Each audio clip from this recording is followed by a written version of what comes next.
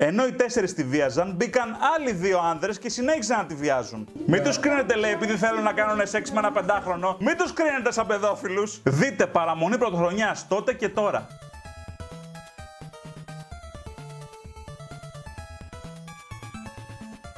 Καλησπέρα και καλή χρονιά σε όλους. Ελπίζω να περάσετε ωραία στο ρεβεγιόν. Εγώ πέρασα πολύ καλά. Είμαστε έτοιμοι για άλλη μια χρονιά, λοιπόν. Ευχαριστώ πολύ για την υποστήριξη μέχρι τώρα. Είστε έτοιμοι για αυτό που θα δείτε. Θα δείτε πολλές ειδήσεις σήμερα. Η δικαστήνα άφησε 8 άνδρες που βίασαν ανήλικο κοριτσάκι ελεύθερους. 9 άνδρες συνολικά στη Γερμανία βίασαν ένα κοριτσάκι 15 ετών. Αυτό το περιστατικό συνέβη το Σεπτέμβριο του 2020. Συνολικά κατηγορήθηκαν 11 άνδρες. Ήταν 9 οι βιαστές και 2 αυτοί που είχαν συμμετοχή, βιντεοσκοπούσαν κτλ. Το περιστατικό συνέβη στο Αμβούργο, στο City Park, όπου υπήρχε ένα φεστιβάλ εκείνη την ημερομηνία, 19 Σεπτεμβρίου. Οι λαθρομετανάστες, 4 άντρες, άρπαξαν το κορίτσι, σύμφωνα με το Spiegel. Το κορίτσι ήταν μεθυσμένο, το πήραν σε ένα θάμνο και το βίασαν. Ένας από τους βιαστές της έκλεψε το κινητό τηλέφωνο και το πορτοφόλι. Ενώ οι 4 τη βίαζαν, μπήκαν άλλοι 2 άνδρες και συνέχισαν να τη βιάζουν. Μετά από την αρχική σειρά επιθέσεων, γιατί έχουμε φτάσει στους 6 βιαστές, το θύμα προσπάθησε να ξεφύγει, αλλά έπεσε στην αγκαλιά ενός άλλου βιαστή. Στη συνέχεια αυτός ενώθηκε με άλλους 3 βιαστές και τη βίασαν και αυτοί ομαδικά. Ο ομαδικός αυτός βιασμός συνολικά διήρκησε 3 ώρες. Σύμφωνα με τη γερμανική εφημερίδα Süddeutsche Zeitung, μετά την βίαιη και απάνθρωπη αυτή επίθεση, το θύμα κατάφερε να μπει σε ένα τρένο. Ωστόσο, οι βιαστές της, καταλαβαίνοντας ότι ταξίδευε μόνη, την ακολούθησαν. Ευτυχώς κατέφυγε σε μια ομάδα ανθρώπων που αναγνώρισαν την κατάστασή της και κάλεσαν την αστυνομία. Φανταστείτε τι θα μπορούσε να ακολουθήσει, θα μπορούσε να συνεχίζει αυτός ο βιασμός. Μετά από εξέταση DNA, αποδείχθηκε ότι 9 τουλάχιστον άτομα ήταν βιαστές. Υπήρχαν επίσης αποδεικτικά βίντεο, αλλά το Spiegel ανέφερε ότι το υλικό διαγράφει λίγο μετά το έγκλημα. Προφανώς γιατί ακολούθησε μήνυση. Έτσι ώστε ούτε οι ανακριτές αλλά ούτε και το δικαστήριο μπόρεσαν να επιβεβαιώσουν τα γενετικά στοιχεία που έκαναν το βιασμό σαφή. DNA λοιπόν από 9 βιαστές βρέθηκε μέσα στο άτυχο 15χρονο κορίτσι. Και από το Σεπτέμβριο του 2020 πέρασαν 3 χρόνια μέχρι να δικαστεί. Και επειδή νόμιζα ότι κάποιος μας κάνει πλάκα και ότι αυτό δεν γίνεται, ρε παιδιά, να ισχύει, έκανα κλικ στο link και όντως βρέθηκα στο άρθρο του Spiegel που τα γράφει όλα αναλυτικά. Και υπάρχει επίσης και άρθρο στο news.com.au. Αυτή εδώ η δικαστήνα, η Ann Meyer Göring, δεν ξέρω αν ήταν αυτή η υπεύθυνη της υπόθεσης. Αν είναι αυτή η υπεύθυνη, μιλάμε για το μεγαλύτερο σκουπίδι που έχει περάσει ποτέ από δικαστή αίθουσα. Είναι τρομακτικό αυτό που έγινε και στο συγκεκριμένο άρθρο στο news.com.au βλέπουμε ότι από τους 9 βιαστές μόνο ο 19χρονος μπήκε μέσα, οι άλλοι 8 αφέθησαν ελεύθεροι. Εδώ υπάρχουν λίγο περισσότερες πληροφορίες για την καταγωγή των δραστών. Το κορίτσι είχε αλκοόλ 0,16% στο αίμα της. Νομίζω ότι αυτό δεν ήταν αρκετό. Λογικά χρησιμοποιήθηκε και βία εδώ πέρα για να καταφύγουν σε τέτοιο ομαδικό βιασμό. Και όσο για την καταγωγή τους, οι 4 υποτίθεται λέει ότι έχουν γερμανική εθνικότητα. Άλλοι 4 είναι Αρμένοι, Αφγανοί, γεννημένος άλλος στο Κουβέιτ και ένας άλλος στο Μαυροβούνιο. Και η εθνικότητα των άλλων 2 δεν έχει διευκρινιστεί στο δικαστήριο. 6 άντρες λέει γεννήθηκαν στο Αμβούργο και άλλοι γεννήθηκαν σε Πολωνία, Αίγυπτο, Λιβύη, Κουβέιτ και Ιράν. Φυσικά αυτά μας τα γράφει μπερδεμένα, αλλά από ό,τι βλέπουμε μιλάμε για λαθρομετανάστες και κάποιοι από αυτούς μπορεί να είναι και δεύτερης γενιάς και ότι γεννήθηκαν στο Αμβούργο. Και είναι λογικό να πάρουν γερμανική υπηκότητα, έτσι. Συμμορία λοιπόν λαθρομεταναστών από Μέση Ανατολή και Νοτιοδυτική Ασία. Τι πρωτότυπο δηλαδή, τα πιο συχνά παραδείγματα βιαστών που βλέπουμε μπροστά μας. Και πάμε να δούμε τι λέει η ψυχίατρος Νάλα Σαϊμέ, η οποία είχε καταγωγή από την Ιορδανία και είπε στη συνέντευξη στο Spiegel ότι ο ομαδικός βιασμός μπορεί να ήταν ένας τρόπος να εκτονωθεί η απογοήτευση λόγω εμπειριών μετανάστευσης και κοινωνικοπολιτισμικής έλλειψης στέγης που είχαν αυτοί οι λαθρομετανάστες. Ακούστε τι λέει τώρα. Και τώρα τι θέλει να μας πει, ότι όλοι οι λαθρομετανάστες που θα έρχονται θα βιάσουν τα ανήλικα κορίτσια, έτσι. Και το θεωρεί φυσιολογικό αυτό. Χωρίς δεύτερη σκέψη, βιαστές και δολοφόνοι μέσα ισόβια. Μέσα φυλακή, σε απομόνωση, να μην βλέπουν το φως του ήλιου. Και τους αφήνουν 8 στους 9 ελεύθερους. Και μιλάμε μετά για έλλειμμα δικαιοσύνης στην Ελλάδα. Δηλαδή στη Γερμανία, μόλις βρεθεί μια αριστερούλα προοδευτική δικαιωματιστής δικαστήνα, αμέσως ελεύθερα τα παιδιά να μπορούν να κυκλοφορούν ελεύθερα και να βιάζουν και άλλα άτομα. Πού έχουμε καταντήσει, τι ζούμε, τι διαβάζουμε. Η ψυχολόγος λέει επίσης ότι οι δράστες που ζουν στο περιθώριο της κοινωνίας είναι εντελώς ξεριζωμένοι πολιτιστικά, γλωσσικά και κοινωνικά, θα μπορούσαν να αντιμετωπίσουν ένα μείγμα συναισθημάτων τύπων θυμού, θλίψης, αδυναμίας, κατάθλιψης, φαντασιώσεων, ως μια προσπάθεια αντιστάθμισης για να αντιμετωπίσουν τη δική τους δυστυχία και θα έκαναν και χρήση ναρκωτικών. Οι διαταραγμένες απροετοίμαστες μεταναστευτικές εμπειρίες και η κοινωνικοπολιτισμική έλλειψη στέγης αυξάνουν τον κίνδυνο εθισμού και ψύχωσης. Το σεξ είναι επίσης ένα μέσο εκτόνωσης της απογοήτευσης και του θυμού, ένα μέσο αποτροπής της θλίψης και του κενού και σε μια ομάδα ανδρών με την ίδια μοίρα δημιουργεί επίσης ταυτότητα και ενισχύει το ομαδικό συναίσθημα. Δεν κάνουμε πλάκα, αυτή τη δήλωση την έκανε ψυχολόγος αριστερή προοδευτικούλα στο Spiegel. Αυτό τι σημαίνει? Ότι και όλοι οι Γερμανοί που έχουν έλλειψη σεξ ή και όλοι οι Ευρωπαίοι που έχουν έλλειψη σεξ θα πρέπει να πιάσουν και να βιάσουν ανήλικα κοριτσάκια? Μιλάμε ότι τώρα οι αριστεροί προοδευτικοί έχουν πέσει τόσο χαμηλά, έχουν φτάσει σε τόσο πάτο, που ξεπλένουν ακόμα και τον ομαδικό βιασμό. Δεν υπάρχει πλέον δικαιοσύνη και αν συνεχίσουν να έρχονται μεταναστευτικές ροές, είμαστε απροστάτευτοι.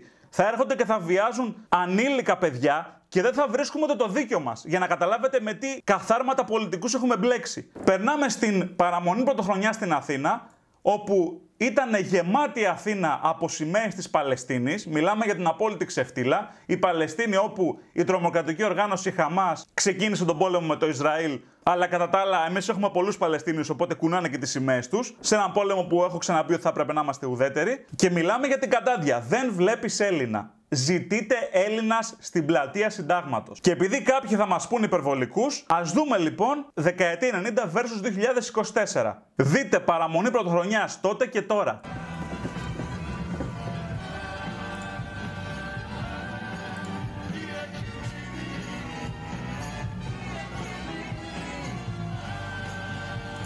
Εδώ είναι γεμάτο Έλληνες. Ξεκάθαρα.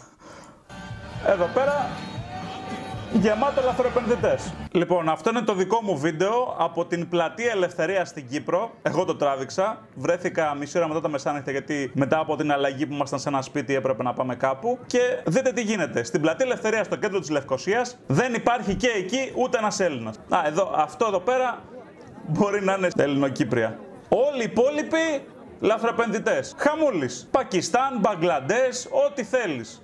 Αφρική, τα πάντα. Και δεν γεννάνε οι Έλληνες πλέον, έτσι. Έχουμε τον ίδιο δείκτη γεννήσεων. Ελλάδα-Κύπρος 1,35 είναι περίπου. Τίποτα. Αυτοί γεννάνε με δείκτες, το Πακιστάν 4,4 έχει. Γεια σας. Και άλλες χώρες έχουν 2, 2,5, 3. Λοιπόν, πάμε στη Γαλλία. Δείτε εδώ σημαίες Παλαιστίνης στη Γαλλία. Χαμούλης. Εδώ είδαμε μια Γαλλίδα προοδευτικούλα που πέρασε στα γρήγορα με γυαλιά. Όλοι οι άλλοι λαθρομετανάστες. Πάμε. Λοιπόν, δείτε τον Wilders, τον νέο συντηρητικό πρόεδρο της Ολλανδίας, που τον βαφτίζουν κάτι αριστερές κολοφυλάδες ακροδεξιό, έτσι. Δείτε τι λέει. Υπάρχει, λέει, η πλειοψηφία 700.000 μουσουλμάνοι από τους 900.000, οι οποίοι αρνούνται την ελεύθερη κοινωνία. Τότε ήταν αντιπολίτευση, τώρα είναι αυτός πρωθυπουργός. Λοιπόν, το τέρας του Ισλαμισμού, λέει, εισβάλλει στη χώρα μας. Έχει βάλει τη χώρα σε κίνδυνο. Λέω και εκατοστή χιλιοστή φορά ότι πρώτον, να αναγνωρίσουμε ότι το Ισλάμ είναι μια βίαιη ιδεολογία που έρχεται με μίσος και τρόμο και δεν έχει καμία θέση στην Ολλανδία. Δεύτερον, κλείστε τα σύνορα άμεσα σε όσους αναζητούν άσυλο και οι μετανάστες από ισλαμικές χώρες θα πρέπει να αρνηθούμε να τους δώσουν πρόσβαση σε Σέγγεν και θα πρέπει να γίνεται έλεγχος συνόρων. Να κόψουμε χρηματοδότηση σε ισλαμικές οργανώσεις που χτίζουν τζαμιά κτλ.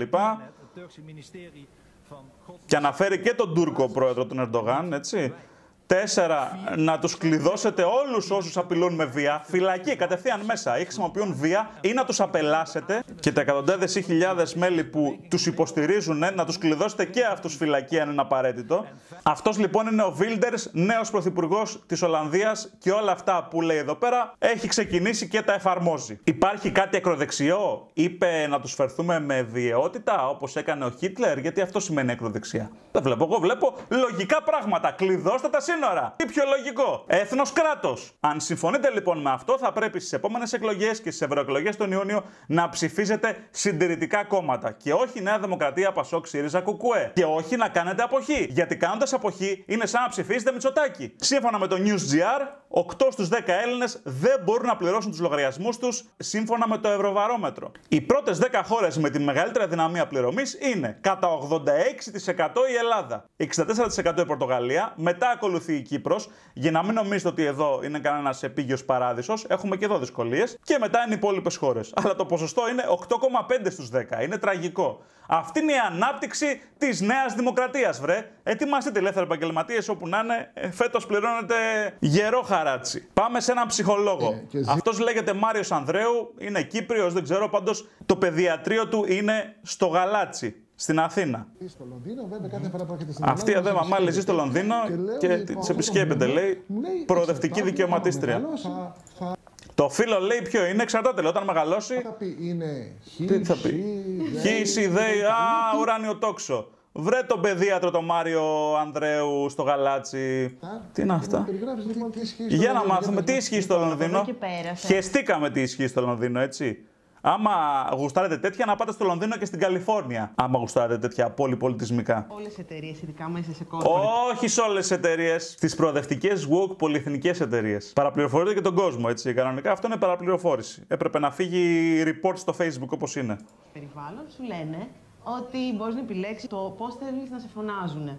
Να σε φωνάζουν ελικόπτερο, αγαπητό μου παιδάκι. Να σε φωνάζουν μικρό ποντικάκι.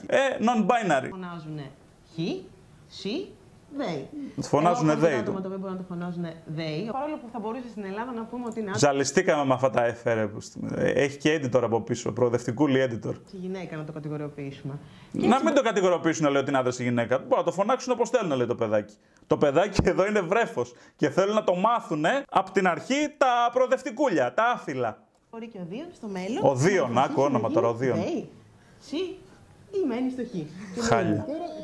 Τι θέλει εκείνος να είναι. Τι θέλει εκείνος να είναι. Εντάξει, μην αρχίσετε από κάτω και γράφετε ό,τι θέλετε. Όχι, δεν γράφουμε ό,τι θέλουμε. Είναι και φασιστεροί τα πουλάκια μου. Άποψή σας, αλλά τα γεγονότα. Βλέπετε, ο παιδίατρος κουνιέται. Τρέχουν τα γεγονότα. Ο παιδίατρος κουνιέται πολύ. Πρέπει να διαχειριστείτε γεγονότα. Λοιπόν, αυτός είναι λοιπόν ο Δίον. Σας ευχαριστώ. Μήπως είναι το Δίον? Γιατί έβαλες αρσενικό? Μπορεί να θέλει να αποκαλείται το Δίον το παιδάκι. Το παιδάκι. Ήδη το παιδάκι έχει στεναχωρηθεί με αυτό που ακούει. Ευχαριστούμε πάρα πολύ. Μάριος Ανδρέου, παιδίατρος στο Γαλάτσι. Ξέρετε τι θα κάνετε, τα φιλιά μου. Πάμε να δούμε δύο πολύ ωραία βίντεο. Τα παιδιά δεν θα πρέπει να μαθαίνουν τα LGBTQ, ABCDFC, G+, ατζέντα στο σχολείο.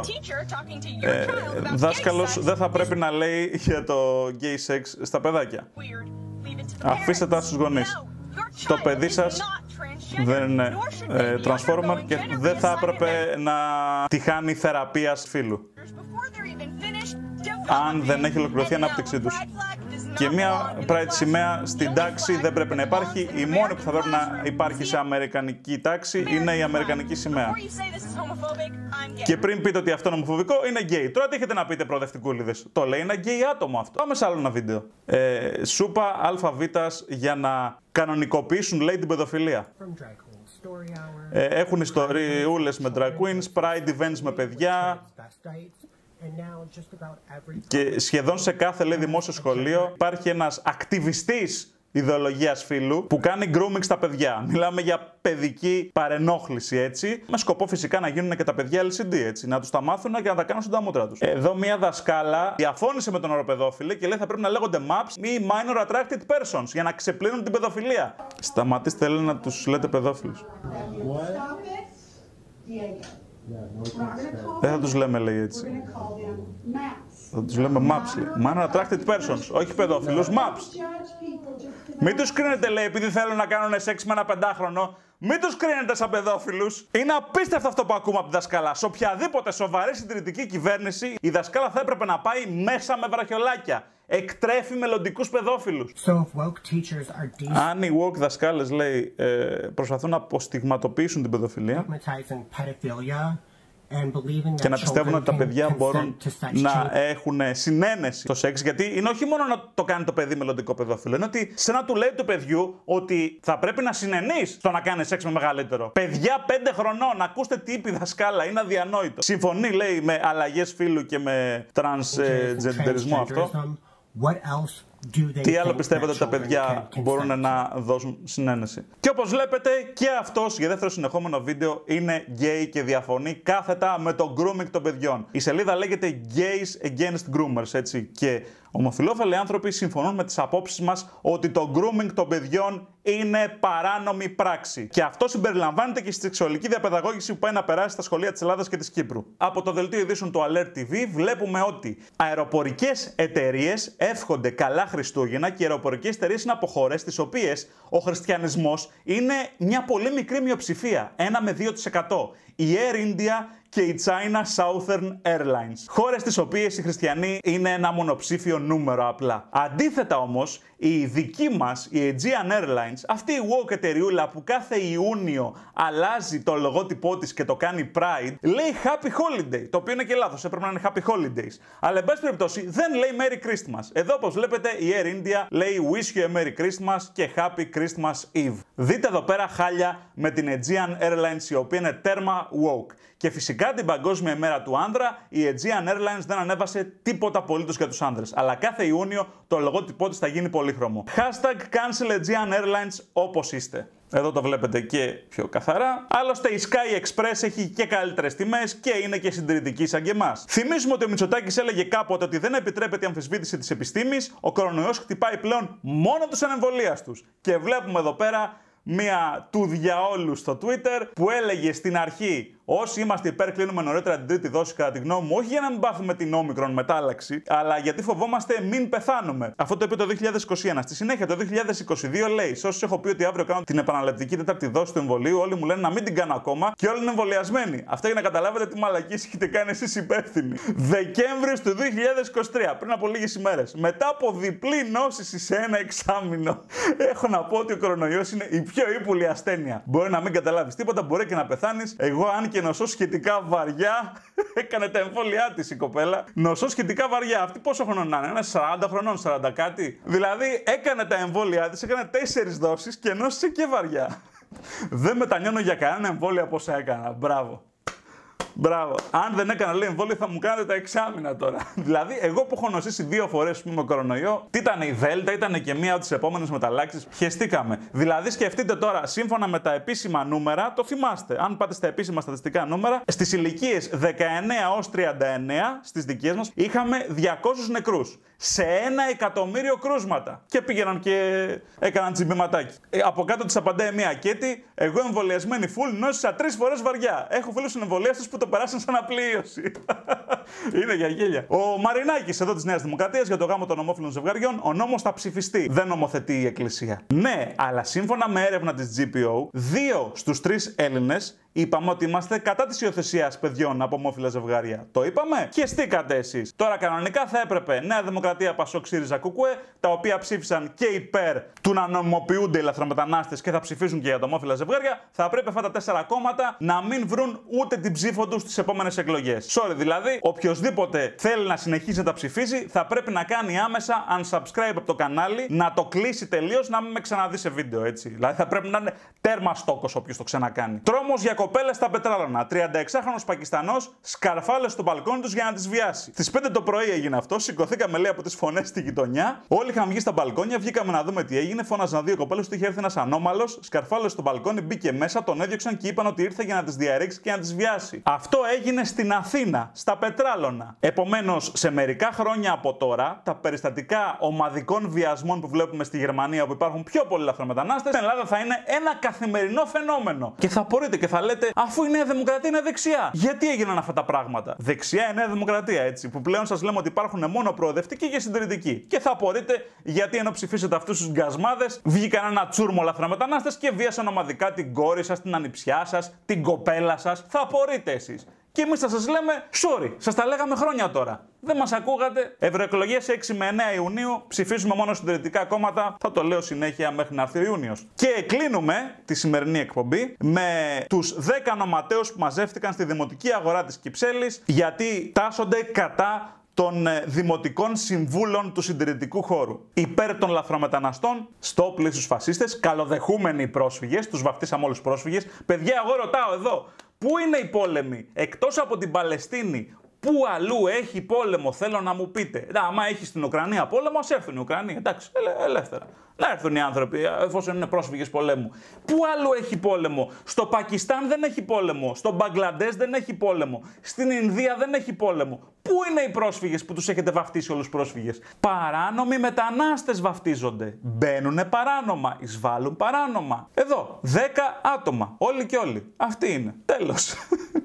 Αυτοί θα μας κάνανε ντά στη δημοτική αγορά της Κυψέλης την Πέμπτη που μας πέρασε. Επίσης έχουμε διαφήμιση από τα Pampers. Το μωρό σας εμπιστεύεται, βλέπετε εδώ. Μαύρη μητέρα, λευκό παιδί. Ούτε που ξέρουμε πώς προέκυψε αυτό. Woke διαφήμιση. Blacklist και τα Pampers. Άλλες πάνες. Επόμενος. Αυτή είναι η δικιά μου φωτογραφία, το λεξικό των φασιστερών, για να ξέρουμε πώς σκέφτεται ο κάθε φασιστερός. Προσέξτε τώρα. Ακροδεξιός. Όποιος αγαπάει το έθνος του και είναι πατριώτης ή εθνικιστής, για αυτούς είναι ακροδεξιός. Δηλαδή, ακροδεξιός σημαίνει ναζί, εθνικοσοσιαλιστής κτλ.